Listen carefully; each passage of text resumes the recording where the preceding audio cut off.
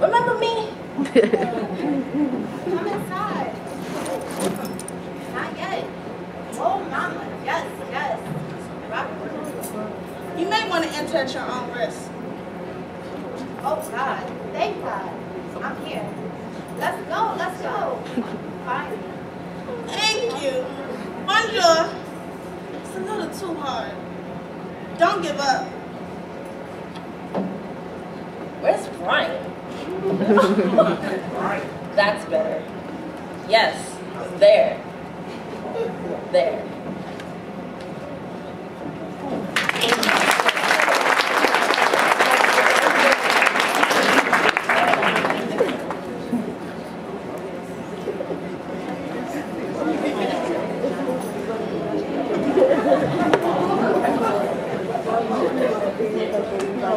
A group of women between the ages of 65 and 75 was interviewed. These interviews were the most poignant, possibly because many of these women never had a vagina interview before. One woman who was 72 had never even seen her vagina.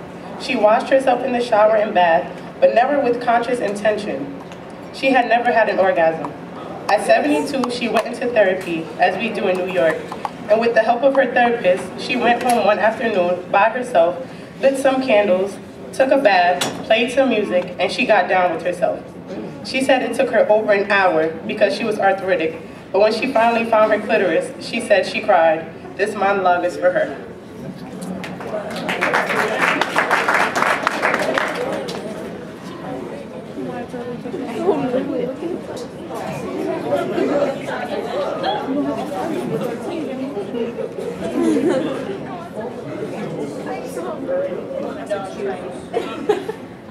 Down there?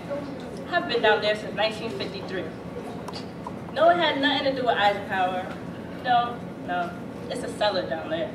It's very damp and clammy. You don't want to go down there. Trust me, you get sick. Suffocating, very nauseating. The smell of the cleanliness and the mildew and everything, whoa, child, smells unbearable. Gets in your clothes. No, there was no accident down there. It didn't blow up or catch on fire or anything.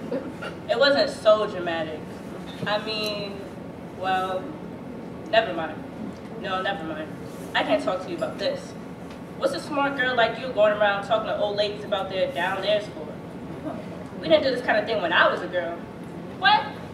Jesus? Okay. There was this boy, Andy Lepclaw. He was cute. Well, I thought so. And tall, like me. And I really liked him. He asked me out for a date in his car. I can't tell you this.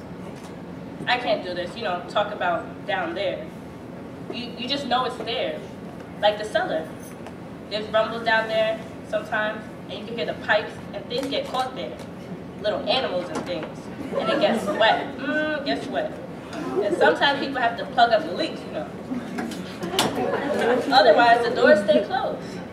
And you forget about it. I mean, it's a part of the house, but you don't see it or think about it, really. It has to be there, though, because every house needs a cellar. Otherwise, the bedroom would be in the basement. Oh, Andy Lepclaw. Right. Andy was very good looking. He was a catch. That's what we called it back in my day. We were in his car, a new white Chevy Bel Air. I remember thinking that my legs were too long for the seat, because I have long legs. They were smushed up against the dashboard. I was looking at my big kneecaps when he just kissed me in the surprisingly take me by control like they do in the movies kind of way. And I got excited, so excited, and well, there was a flood down there. I couldn't control it. It was like the force of passion, the river of life just flooded out of me, right through my panties, right onto the car seat of his new white Chevy Bel Air. It wasn't pee, and it was smelly. Well, frankly, I didn't really smell anything at all, but he said, Andy said that it smelled like sour milk, and it was staying in his car seat. I was a stinky, weird girl. That's what he said. I want to explain that his kiss had caught me off guard, that I wasn't normally like this. I tried to wipe the flood off my dress. It was a new yellow Primo dress, and it looked so ugly with the flood on it. Andy drove me home. without saying another word. And when I got out and closed the car door, I closed the whole store. Locked it, never opened up for business again. I dated some after that, but the idea of flooding made me too nervous. I never even got close again. I used to have dreams.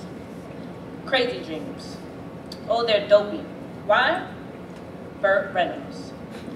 I don't know why. He never did much for me in life, but in my dreams, it was always Burt and I. Burt and I, Burt and I. It was always the same general dream. We'd be out, you know, Burt and I. It was some restaurant like the kind you see in Atlantic City.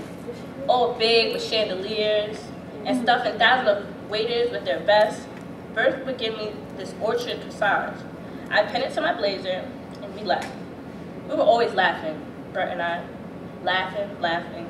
We'd eat shrimp cocktail. Huge shrimp. Fabulous shrimp. We'd laugh more. We were very happy together. Then he looked into my eyes and pulled me to him in the middle of the restaurant. And just as he was about to kiss me, the whole restaurant would start to shake. Pigeons would fly out from under the table.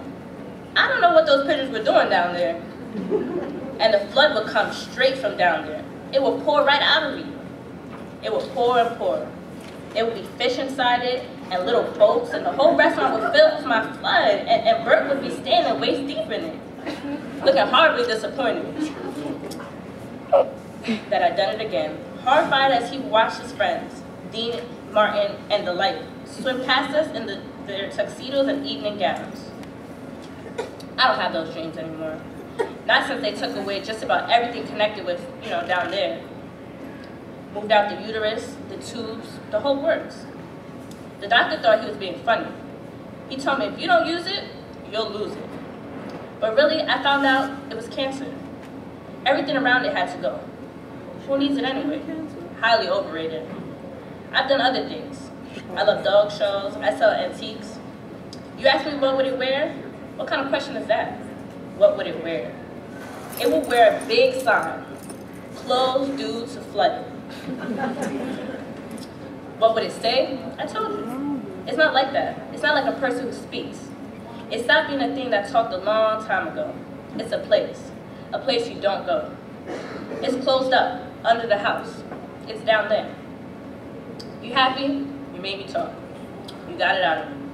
You got an old lady to talk about her down there. You feel better now? You know, actually, you're the first person I ever told about this. And I feel a little better.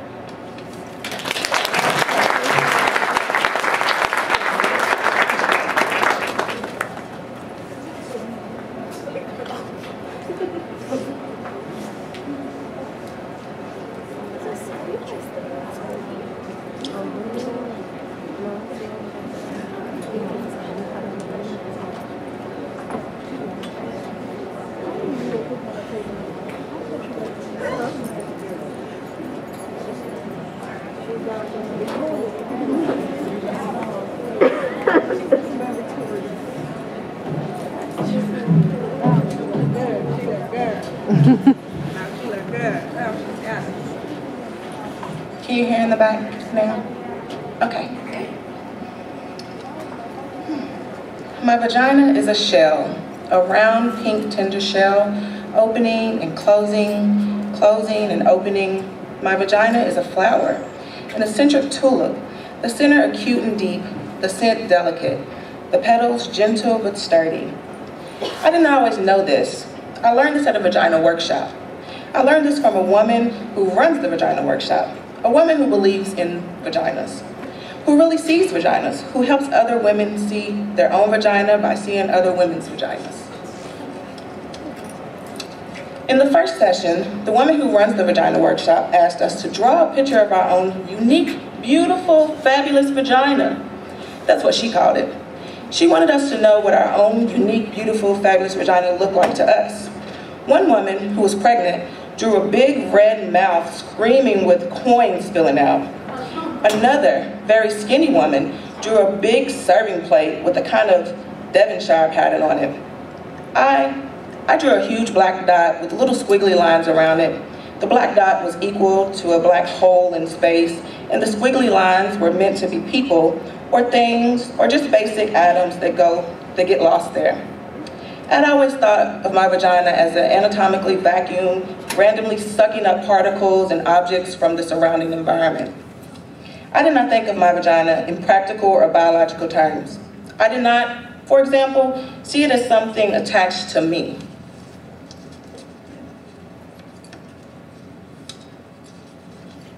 In the workshop, we were asked to look at our vaginas with hand mirrors. Then after careful examination, we were verbally to report to the group what we saw.